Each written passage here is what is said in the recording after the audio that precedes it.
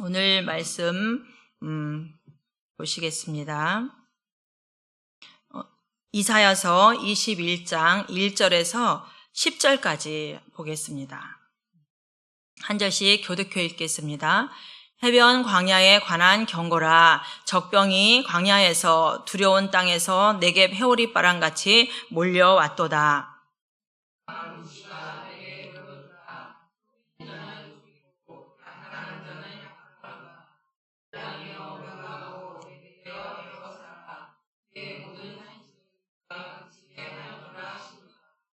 이러므로 나의 요통이 심하여 해산이 임박한 여인의 고통 같은 고통이 나를 엄습하였으므로 내가 괴로워서 듣지 못하며 놀라서 보지 못하도다.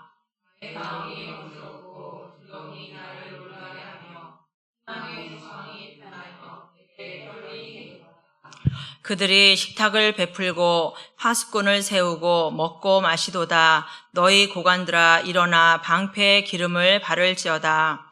주께서 내게 이르시되 가서 파수꾼을 세우고 그가 보는 것을 보고하게 하되 마병대가 쌍쌍이 오는 것과 나기 때와 낙타 때를 보거든 귀 기울여 자세히 들으라 하셨더니 파수꾼이 사자같이 부르짖기를 주여 내가 낮에 늘 망대에 서 있었고 밤에 새도록 파수가는 곳이 있었더니 보소서 마병대가 쌍쌍이 오나이다 하니 그가 대답하여 이르시되 함락되었도다 바벨론이여 그들이 조각한 신상들이 다 부서져 땅에 떨어졌도다 하시도다. 내가 짓밟는 너여 내가 탄식한 너여 내가 이스라엘의 하나님 만군의 여호와께 들은 대로 말게 전하였도다. 아멘. 우리 옆 사람과 함께 한번 인사 나누겠습니다. 사랑하고 축복합니다.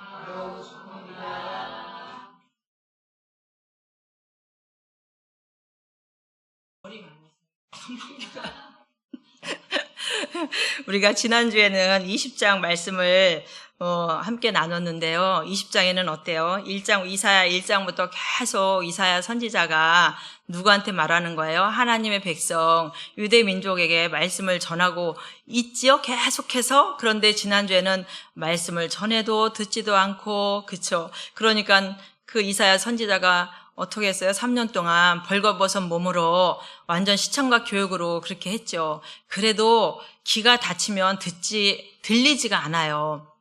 이게 말씀이 아무리 이게 마음문이 닫히면 우리가 교회도 한 공간 안에 있잖아요. 있는데도 이 말씀이 들리는 자가 있고 들리지 않는 자가 있잖아요. 그래서 들리는 자들은 신앙생활을 할 것이고 말씀이 들리지 않는 사람들은 종교생활을 합니다. 같은 교회 안에 앉아 있어도. 그래서 우리는 이 말씀이 우리 귀에 들린다는 것이 얼마나 축복이고 얼마나 감사한지 모릅니다. 오늘 또 이렇게 지난주에는 또 이렇게 이사야가 이런 모습으로 또 이제 하나님의 말씀을 전하고 했지만 이들은 또 듣지 않아요. 그래서 오늘은 21장에는 또 제목을 한번 볼까요? 제목에 바벨론의 멸망. 그런데 바벨론의 멸망은 우리가 13장, 14장 두 장을 할애해서 굉장히 길게 하나님께서 이제 바벨론을 멸망하는 그 내용이 13장, 14장에 나오는데 오늘 또 21장에 또 나오고 있습니다. 이 바벨론은 굉장히 유대 민족에게는 중요해요. 근데 13장, 14장에는 기억이 나실지 몰라요. 그죠? 한참 지났죠, 벌써? 그런데 이 바벨론이 멸망한 이유는 교만해서. 하나님께서 바벨론 나라가 별로 크지 않았어요. 그런데 하나님께서는 이 바벨론 나라를 들어서 몽둥이로 이제 몽둥이는 충청도 사투리인 것 같은데요. 몽둥이로 사용하기를 원해서 이제 이 바벨론 나라를 하나님께서 이제 키워 놓으셨죠. 그런데 하나님께서는 이 바벨론이란 나라가 이 유대 민족이 그래도 하나님의 백성이잖아요. 하나님의 계획은 하나님의 생각에 쟤들이 말도 안 듣고 또 바알신을 섬기고 이러니까 조금 깨달으라고 좀 몽둥이로 세대에 좀 때려줘라. 하나님의 계획은 그랬어요. 그랬는데 이 바벨론은 세대에 몽둥이로 때린 게 아니라 세상 말로 아주 반 죽여놨어요. 그러니까 하나님이 봤을 때 얼마나 그래도 내 백성이고 내 자녀인데 속이 상했겠어요. 그러니까 이 바벨론이 하나님의 의도와 상관없이 너무나 교만하여서 그렇게 행한 것이죠. 또 이 바벨론은 얼마나 잔인하고 악한지 4절에 보면은 이 이사야 선지자가 하나님께서 이제 3절에 환상을 보여주는데 너무너무 두렵고 무섭고, 왜냐하면은 적국이잖아요, 바벨론은. 그런데 그 모습이 너무나 무섭고 너무나 끔찍한 거예요. 그러면서 이제 이사야 선지자가 정말 이렇게 어떻게 여기서 뭐라고 표현했냐면요, 막 그 고통이 나를 엄습하고 놀라서 보지 못하도다, 이렇게까지 표현을 했는데, 하나님께서 이사야 눈을 들어서 환상을 보게 하는데 너무너무 끔찍한 거죠. 그런데 어떻게 끔찍한가? 아까도 말했듯이 바벨론은 몽둥이로 좀 몇 대 때려줬으면 좋겠어, 유대 민족을. 근데 정말 볼 수 없을 정도로 세상 말로 반 죽여놓은 거죠. 그러니까 하나님이 볼 때 너무 가슴도 아프겠죠. 너무 심하니까. 그런데 어느 정도로 심하냐? 이 바벨론이 쳐들어와서 유대 민족 쳐들어와서 이제 유대 민족을 이제 끌고 가는데 그 자리에서 다 죽이고 칼로 죽어서 남은 자들은 끌고 가는 거예요. 끌고 가는데 마지막 왕이 시드기야 왕이잖아요. 시드기야 왕 앞에서 그 아들들을 다 죽이고, 시드기야 왕은 두 눈을 뽑아서 질질질질 바벨론으로 끌고 가고, 또 유대 땅에 와갖고는 그 아이들은 그냥 바위 같은 데다 매다 쳐서 죽여버리고, 임신한 부녀자들은 배를 갈라서 그 아기를 꺼내서 죽이고, 이렇게 바벨론이 아수르도 잔인하다고 하지만 이 바벨론도 너무나 잔인한 것이에요. 그러니까 하나님께서는 또 메대 바사를 또 통해서 이 바벨론을 멸망시키는데 또 어마어마하게 너희들이 행한 그대로 또 이제 하나님께서는 그들을 이제 갚아주는 것이에요. 그 환상을 통해서. 오늘 이제 내용이 이제 그런 건데, 하나님께서는 이 이스라엘 백성들을 때릴 때는 왜 때린다고요? 네, 돌아오고 깨달으라고 때리는 거잖아요. 죽으라고 때리는 것이 아니라. 근데 이들은 이렇게까지 하는데도 알지를 못하는 거예요. 그러면서 또 오늘도 하나님께서 애타게 내 백성들을 향하여서 이 바벨론을 향해서 사실 말하는 게 아니에요. 바벨론은 이렇게 될 것이야. 그러니까 너희들 깨달아서 나에게 돌아와. 그러면 나에게 돌아오면 너희들에게는 살 길이 있고 나의 복을 받으면서 또 제사장 민족으로 살아갈 거야. 그런데도 이들은 바알을 섬기느냐고 정신이 없고 이렇게 말을 해도 듣지 않는 것이에요. 그렇게 듣지 않으니 얼마나 하나님이 가슴이 미어지고 가슴이 터지겠습니까? 오늘 이제 그 말씀을 바벨론의 멸망에 대해서 13, 14장 또 말씀하셨는데, 여기 와서 또 말씀한 이유는 또 이제 애타게 하나님께서 바벨론은 이렇게 될 것이니까 너희들 정신 차려. 그러면서 이제 또 메시지를 이제 보내주시는 거예요. 21절에 한번 다 같이 1절 한번 읽어보겠습니다. 해변 광야에 관한 경고라. 적병이 광야에서 두려운 땅에서 네겝 회오리 바람같이 몰려왔도다. 여기서 보통 이 고대 근동에는 물이 많은, 바다랑 강이랑은 다른데 여기는 보통 물이 많으면 강을 바다라고도 표현을 해요. 그런데 지금 이 바벨론이라는 이 나라는 해변 광야 이렇게 말했잖아요.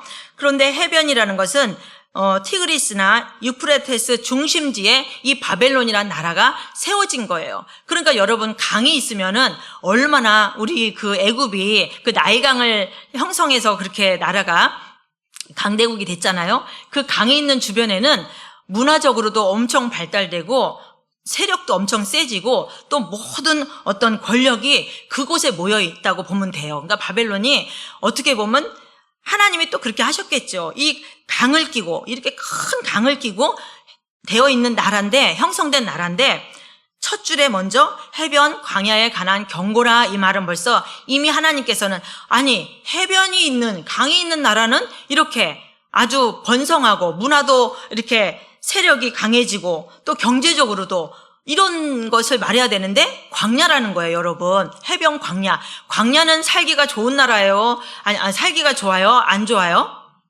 안 좋죠. 애굽 백성이 광야에서 40년 그렇게 뺑뺑이 돌 때 얼마나 힘들고 얼마나 고통스러웠어요. 그러니까 결국은 첫 줄에 해변 광야, 너희 나라가 아무리 세력이 있고 경제적으로 또 문화적으로 발달돼 있어도 내가 치면은 너희들은 끝나는 거야. 그러면서 광야라고, 결국 해변이지만 너희들은 광야 같은 그런 나라야. 그러면서 경고를 했죠. 여기서 적병이 광야에서 두려운 땅에서 내게 회오리 바람같이 몰려왔도다 이렇게 표현하고 있죠. 여기서 이 적병이라는 나라는 어떤 나라냐면 이 바벨론은 그때 제국이 어마어마해서 감히 무너질 거라고는 상상도 못하는 그런 나라였어요, 이 바벨론이. 그런데 하나님께서 메데 바사 그 나라를 이제 세워서 그 나라가 합쳐진 게 페르시아잖아요. 이 적병이 이 광야로 오는 거예요. 어디로 와요? 바벨론 땅으로 지금 오는 거예요. 그렇게 오니까 이 두려운 땅에서 내게 회오리 바람, 여기서 우리가 그냥 회오리 바람 그러면 그냥 회오리 바람인가 이럴 수도 있는데, 이 회오리 바람은요, 그러니까 모래 바람도 엄청나고 뜨거운 바람이 부는 거예요. 그러니까 이 바람이 한번 불면은요, 그 나라 농사는 그냥 다 초토화되는 거예요. 왜냐하면 뜨거운 바람이 불어서 다 그 농작물을 죽이는 거예요. 그러니까 이제 아무리 농사를 잘 지어도 광야가 되어버릴 수밖에 없는 것을 이렇게 이제 표현한 것입니다. 그러니까 농작물 피해가 한순간인 거예요. 이 바람 한번 불면. 그러니까 나라도 그렇고 모든 것이 하나님의 그 주권하에 달려있다는 거예요. 아무리 강대국이라 할지라도 이 바벨론이라는 나라는 몇 날 며칠 전쟁에서 망한 나라가 아닙니다. 단 하루 만에 망한 나라가 이 바벨론이라는 나라입니다. 그리고 아무리 크고 아무리 강대국이고 이 바벨론 왕은 세상에 나만한 왕이 없다고 교만하고 그럴 때쯤에 이제 이 바벨론이 하루아침에 망하게 된 것이죠. 2절에 한번 보겠습니다. 2절에 여기서 혹독한 묵시가 내게 보였도다. 속이는 자는 속이고 약탈하는 자는 약탈하도다. 엘람이여 올라가고 메대여 에워싸라. 그의 모든 탄식을 내가 그치게 하였노라 하시도다. 여기서 혹독한 묵시라는 것은 아주 난폭하고 잔인한, 그러니까 메대 바사가 이제 바벨론을 무너뜨리러 이제 오는 것이잖아요. 그러면서 속이는 자는 속이고 약탈하는 자는 약탈하도다 이랬는데, 이 메대 바사도 사실은 바벨론과 동맹을 맺은 나라예요. 그런데 동맹을 맺었지만 사실 자국에 어떤 이익이 없으면은 동맹이고 뭐고 사실은 아무것도 없는 거예요. 지금 우리나라도 좀 심각하잖아요. 아니, 나라의 허락을 받고 그렇게 일하러 갔는데 그 촬영한 거 TV 뉴스에서 보니까 어때요? 그래도 미국 하면 우리는 우방국이라고 생각을 하잖아요. 그런데 무슨 큰 범죄나 저지른 것처럼 다리에다가 막 쇠사슬을 묶고 손에다 쇠사슬을 묶고 그러고 끌고 가는 모습을 보니까 이런 현실과 같은 거잖아요. 여기도 동맹을 맺었지만 배반하는 거예요. 그리고 미국은 우리가 그래도 우방국이라고 생각을 했는데 어떻게 우방국의 백성들을 무슨 큰 중범죄나 진 것처럼 그렇게 다리까지 이만한 쇠사슬을 묶고서 가는 걸 보니까 좀 심각하다 이런 생각이 드는 거예요. 그래서 이 나라조차도 하나님이 지키지 않으면 우방이라는 게 어디 있어요. 자기네 다 이익 따라 움직이는 거죠. 여기도 메데 바사도 바벨론이랑 동맹을 맺은 나라예요. 그런데 뭐라 그래요? 속이는 자는 속이고 약탈하는 자는 약탈하고, 바벨론도 그랬잖아요. 그 블레셋이랑 동맹을 맺었잖아요. 그런데 아수르가 쳐들어와서 블레셋을 쳐버리니까 그 왕을 자기네가 묶어갖고 그래서 동맹을 맺으면 무슨 소용이 있습니까? 다 자국의 이익에 의해서 이 나라는 움직인다는 거예요. 오늘도 우리가 사는 이 나라도 마찬가지라는 것이죠. 다 국민들이 그걸 보면서 충격을 많이 받았죠. 지금 그 가족들은 너무나 이제 오늘 비행기로 온다고 했는데 못 오고, 그러니까 이제 가족들은 막 이렇게 좀 떨고 있고 많이 힘들어 하는데, 어쩜 이 말씀과, 그쵸? 아무리 우방국이라도 자기네들이 어떤 이익이 없을 때 자국민들을 어떻게 우방국가의 국민들을 그런 식으로 완전히 막 쇠사슬도 되게 겁나더라고요. 막 엄청 굵은 쇠사슬로 다리 막 손목을 묶어서 이렇게 데려가는, 끌고 가는 모습을 보니까, 야, 심각하다 이런 생각이 드는데, 똑같은 거예요. 여기도 지금 이렇게 동맹을 맺었지만, 동맹은 뭐예요? 우리 서로 도와주자. 서로 침범하면 안 돼. 우리 싸우지 말고 다른 나라가 와서 너희들을 칠 때 우리가 도와줄게. 이런 게 동맹 아닙니까? 그런데 동맹을 맺었는데 막 서로 속고 속이고 배신을 하고 이런 상황이 이제 온 거죠. 그러면서 여기 2절 말씀에 여기서 엘람이라는 나라는요, 바사라는 나라예요. 다른 표현으로 여기 엘람이 있죠. 엘람은 바사를 표현하는 거예요. 그러니까 지금 메대, 바사가 합쳐져 페르시아라고 그랬잖아요. 이 나라가 지금 바벨론으로 쳐들어오는 거예요. 근데 이 메대 바사는 언제 그렇게 커갖고 언제 강대국이 돼서 이렇게 바벨론 이 제국을 이렇게 무너뜨리러 오는지 참 놀랍죠. 그러니까 이 나라가 망하고 나라가 쓰고 이건 다 하나님의 그 주권하에 있음을 또 이 말씀을 통하여서 우리는 볼 수 있죠. 이 말씀은 사실은 지금 일어난 일은 아니잖아요. 이것이 한 170년 후에 일어날 일들을 하나님께서는 다 보고 예언하는 거예요. 이사야의 눈을 통하여서. 3절에 한번 보겠습니다. 3절에 이러므로 나의 요통이 심하여 해산이 임박한 여인의 고통 같은 고통이 나를 엄습하였으므로 내가 괴로워서 듣지 못하며 놀라서 보지 못하도다. 이사야의 눈을 통하여서 이 한상을 보여주는 거예요. 이 성경에는 가장 고통스럽다는 표현을 이렇게 임신한 여인이 해산할 때 그 고통을 말하더라고요. 사실 우리도 애 낳은 사람은 하늘이 노래하지 애를 낳는다고 하잖아요. 근데 하늘이 병원에 있는데 뭐 하늘이 보이겠습니까? 근데 요즘에는 이제 요 근래는 이제 어떤 산모가 막 배가 아파갖고 막 그러니까 위에 불빛 보여요? 그러더래서 네 보여. 했더니 저 불빛이 안 보여야 애를 낳을 수 있습니다. 그렇게 말한다는 거예요. 그만큼. 근데 여기 이사야는 애를 낳아보지는 않았잖아요. 자기 아내가 애 낳는 건 봤겠죠. 그런데 자기가 낳는 것처럼 이렇게 표현을 하고 있죠. 나의 요통이 심하여. 아기 낳을 때 허리가 막 끊어지듯이 아프잖아요. 그 표현을 하는 거예요. 나의 요통이 심하여 해산이 임박한 여인의 고통 같은 고통이 나를 엄습하였다는 거예요. 좀 전에 말한 것처럼 하나님께서 이사야의 눈을 들어서 그 바벨론이 멸망할 것을 보여주는데 우리의 적국임에도 불구하고 이사야 눈에는 너무나 끔찍하고 너무나 고통스러운 것을 이렇게 이제 표현하는 거예요. 그래서 너무 괴로워서 하나님이 말씀하는 걸 듣지도 못하고 놀라서 보지도 못하겠다는 거예요. 얼마나 좀 전에 얘기했잖아요. 이 바벨론 이들이 유대 나라에 왔을 때 그렇게 잔인하게 여자들은 다 강간하고 임신한 여인은 배를 갈라서 그 아기를 꺼내서 죽이고 어린아이들은 바위에 패대기 쳐서 죽이고 성경 말씀에 나와 있잖아요. 그렇게 잔인하게 했는데 이사야 눈에 이 바벨론이 멸망하는 모습을 보니까 그렇게 정말 눈 뜨고 볼 수 없을 정도로 그렇게 멸망하는 모습을 보여주니까 이사야가 너무나 고통스럽고 너무나 괴로워서 보지 못하겠노라 이렇게 말을 하고 있죠. 또 4절에 봅시다.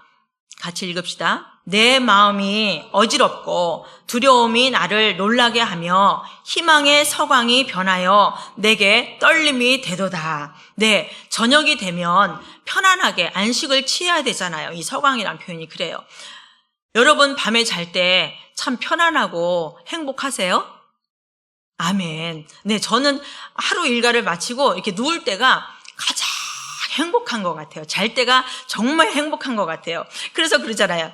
우리 맨날 그 말씀 이 강단에 했으면 이제 생각이 안 나는 거예요. 내가 뭐죠? 시편? 네, 그래도 읽어드릴게요. 이렇게 우리는 하나님 안에서 시편, 매달 애우고 자면서도 이 강단에 있으면 왜 이렇게 안 외워지는지 모르겠어요. 내가 평안히 눕고 자기도 하리니 나를 안전히 살게 하시는 이는 오직 여호와이시니라. 이 말씀을 딱 애우고 가만히 있었는데 어느 날 그래요. 주님이 그러냐 그러는데요. 눈물이 왈칵 쏟아지는 거예요. 아버지 정말 평안하고 너무 행복해요. 그러면서 이제 마지막에는 완벽하게 가르쳐 주신 주기도문을 또 하고 그러고 이제 잘 때가 있어요. 그러면 그 잘 때가 너무 행복해요. 하나님의 주 안에서는 사실 이런 행복을 누려야 되잖아요. 아침에 딱 일어나면 새벽에 이제 딱 일어나면 이 말씀을 또 애워요. 내가 누워 자고 깨었으니 여호와께서 나를 붙드심이라. 오늘 우리는 이제 새벽부터 시작하는 거 아니에요. 그리고 새벽에 이 말씀은 어디에 있냐면 시편 3편의 5절에 있어요. 그러면서 항상 내가 누워 자고 깨었으니 오늘도 여호와께서 나를 붙드심이라. 오늘 이제 시작인 거예요. 하나님, 오늘도 주님께서 붙들어 주십시오. 뭐 다른 기도 막 우리가 만들어서 할 것도 없고요. 시편 갖고 기도해도 되고요. 시편의 말씀이 사실은 기도잖아요. 일어날 때는 이 기도하시고 누워 잘 때는 이 기도해요. 그럼 하나님이 말씀 갖고 기도하니까 너무너무 좋아하시는 거예요. 그러니까 오늘 그러냐 이런 음성이 가슴 속에서 들리는데 눈물이 왈칵 쏟아지고 너무 감사하고 너무 기쁘고, 맞아요 하나님, 이렇게 주님 안에서 이렇게 평안하게 누워서 잘 수 있다는 게 얼마나 행복한지요. 근데 여기 말씀에 그러잖아요. 서광이 변하여 밤에 편안하게 자야 되는데 그 밤이 어떻게 된다고요? 변하여서 내게 떨림이 되었도다. 이 밤이 두려운 날이 되었다는 것이에요. 우리는 주님 안에서 이렇게 두려운 날이 되면 안 되잖아요. 그죠? 오늘 하루도 하나님 안에서 마감합니다. 이러고 또 기도하면서 정말 이 감사하게 잘 수 있다는 것 또한 얼마나 행복한지 몰라요. 그런데 지금 이들은 이 밤이 행복한 밤이 아니라 변하여서 가슴이 떨리고 다리가 떨리는 그러한 밤이 되었다고 말씀하고 있습니다. 5절에 한번 보겠습니다. 그들이 식탁을 베풀고 파수꾼을 세우고 먹고 마시도다. 너희 고관들아 일어나 방패의 기름을 바를지어다. 여기서 5절 말씀이죠. 그들이 식탁을 베풀고, 여기 말씀은요, 바벨론 나라가 지금 여기 왕이 벨사살 왕이에요. 그러니까는 이 벨사살 왕이 너무나 교만해졌다고 했잖아요. 원체 강대국이니까, 제국이니까.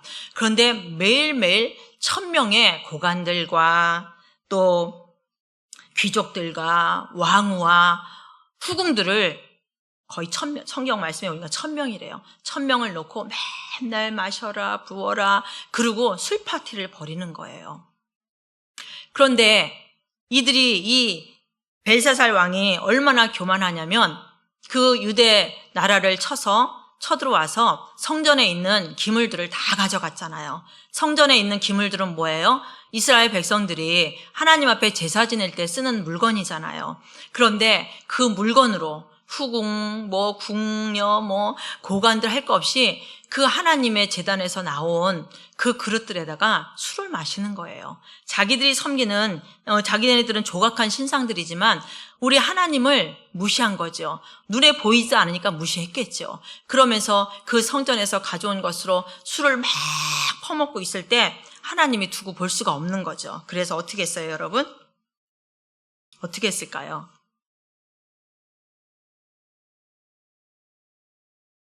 하나님이 자기 성전 그 기물로 그 술을 먹는 그 모습을 보고 벽에서 손가락이 확 나왔다고 했죠. 그죠? 메데 바사, 메데 데겔 우바르신, 막 글씨가 써 있는 거예요. 근데 그게 무슨 뜻인지 알겠어요? 이때 누가 그것을 해석했냐면 다니엘이 해석을 해줬어요. 이것을 그 나라의 어떤 박수나 술사나 아무도 그 글자를 해석을 못하는 거예요.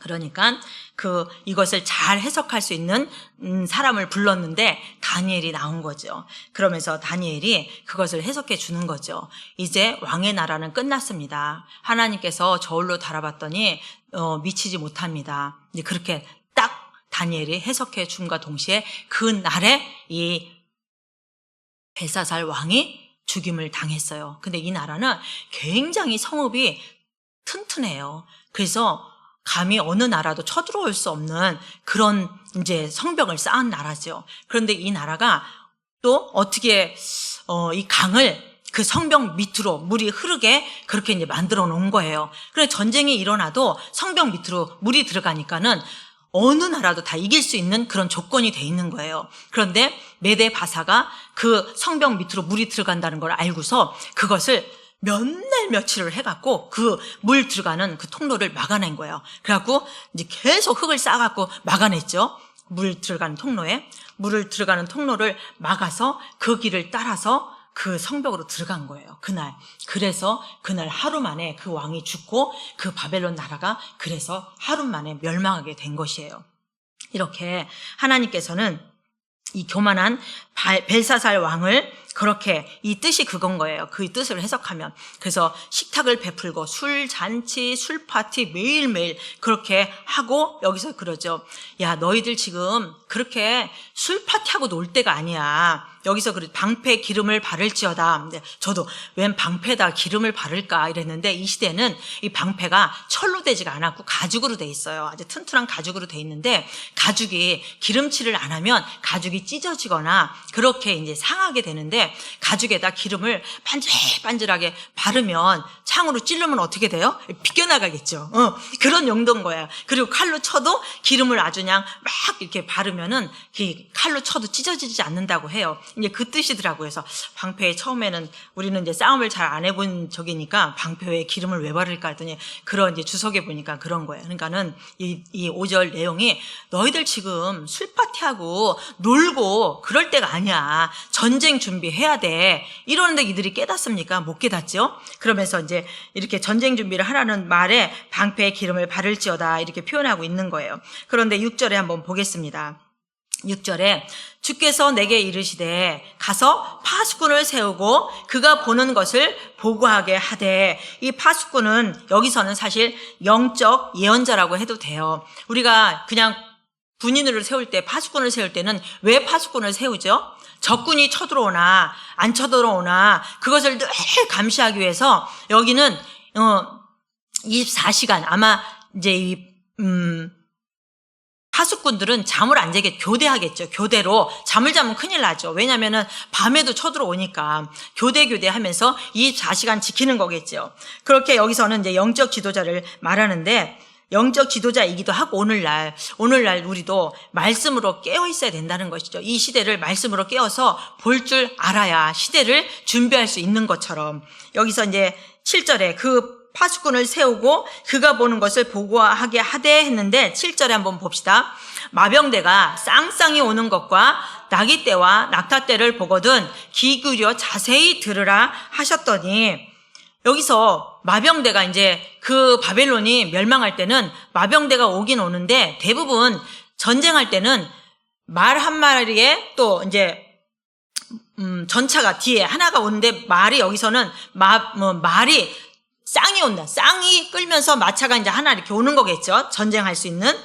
그러기는 쉽지 않은데 하나님이 예언을 주신 거죠. 만약에 너 파수꾼이 그런 전쟁, 쌍쌍이 그 말이 그렇게 마병대가 오는 걸 보면은 나팔을 불어라. 이제 이 뜻인 거죠.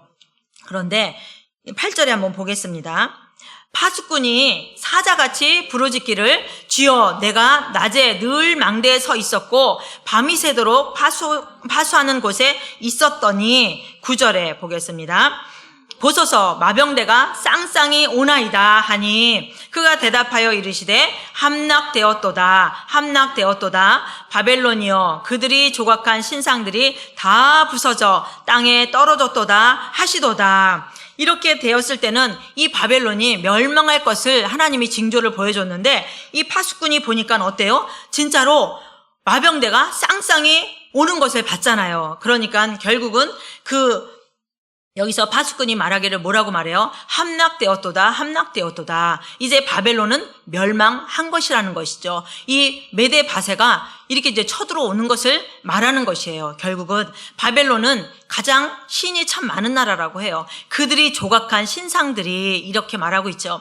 이들은 자기 입에 맞는 신상을 만드는 거예요. 금으로 만들기도 하고 은으로 만들기도 하고 또 나무로도 만들기도 해요. 그게 어떻게 참 신이 되겠습니까? 자기네 입맛에 맞게 신을 이제 만들어서 섬기는데, 그래도 결국은 너희들이 만들어서 섬긴 그 신들이, 조각한 신상들이 다 부서져 땅에 떨어졌도다. 자기네들이 그렇게 애지중지했던 그 신상들, 신을 섬겼지만 마지막 때에 전쟁에 쳐들어오니까 그 신도 소용이 있어요, 없어요? 소용이 없다라는 것을 하나님께서 말씀해 주는 거예요. 그러면서 이스라엘 백성들을 보고 들으라고 하는 거죠. 너희들이 아무리 그 바알신을 섬겨봐라. 그것은 너희가 어려움이 닥쳤을 때 아무 소용이 없는 것이 너희들의 섬기는 것이다. 이 말씀을 통하여서도 이스라엘 백성들이 깨달으면 참 좋겠죠. 지금 이 말씀을 바벨론을 향하여서 말하는 것이 아니라 누구를 향해서 말하는 거라고요? 유대 민족을 향하여서 말하는 것이라고 말씀해 드렸잖아요. 그러니까 이 바벨론이 엄청난 신을 섬기고 신을 섬겨서 그 나라가 강대국이 되고 힘센 나라가 된 것 같지. 그런데 막상 전쟁이 일어나니까 그들이 조각한 신상들이 다 부서져서 땅에 떨어졌어. 너희들 한번 보라는 거죠. 유대 민족에게, 유대 백성들에게. 그러면서 마지막 절 말씀하고 있어요. 10절에 내가 다 같이 읽어보겠습니다. 내가 짓밟은 너여, 내가 타작한 너여, 내가 이스라엘의 하나님 만군의 여호와께 들은 대로 너희에게 전하였노라. 아멘. 결국은 하나님께서 이스라엘 백성들에게, 유대 민족에게 말합니다. 내가 짓밟은 너여, 내가 타작한 너여, 이렇게 말씀하고 있죠. 내가 짓밟았어요. 왜 하나님께서 이들을 왜 제사장 민족으로 부르셨다가 하나님께서 왜 이들을 짓밟았을까요? 하나님의 말씀대로 살지 아니하고 제사장 사명을 감당하지 아니하고 하지 말라는, 우상 섬기지 말라는 그 우상을 섬기고 하나님의 그 계획과 하나님께서 그들을 이끌어내는 그것들은 다 잊어버리고 우상을 섬기는 백성이 더 이상 하나님의 백성일까요? 아닐까요? 아니죠. 하나님을 배반하고 하나님을 떠나고 바알이 우리에게 복을 준다고, 바알이 우리나라를 힘세게 한다고, 이 바알만 믿으면 된다고 이렇게 우상으로 치닫는 이 백성들을 하나님께서는 짓밟았다는 거죠. 그런데 짓밟아도 죽으라고 짓밟은 것은 아니에요. 좀 깨달아라, 알아라. 그러면서 내가 타작한 너여, 이렇게 말하고 있죠. 또 내가 이스라엘 백성들을, 이 유대 민족을 타작했다는 거죠. 우리는 농사를 잘 안 져서 모르지만 그래도 뭐 TV나 이런 데 보면 타작하는 거 볼 수 있잖아요. 벼를 타작할 때 어떻게 타작해요? 지금은 다 탈곡기로 타작을 하지만 옛날에는 그 타작하는 그런 게 있더라고요. 이렇게 이제 두드리면은 그것이 이제 껍질이 이렇게 벗겨지는 거예요. 그러고 그쵸? 막 이렇게 두들겨 패면은 껍질이 이제 벗겨져요. 그럼 껍질 벗겨진 것도 있고 안 벗겨진 것도 있고 그래요. 그러면은 그 키로 어떻게 해요? 키로 이제 막 이렇게 바람이 불 때 이제 그런 건 많이 봤어요. 이제 저희 엄마도 옛날은 아닌데 아무튼 이게 키질하는 걸 봤어요. 그럼 거기다가 옛날에는 또 뭐 이게 쌀에 벼 같은 거 거기에 돌도 많고 막 이랬잖아요.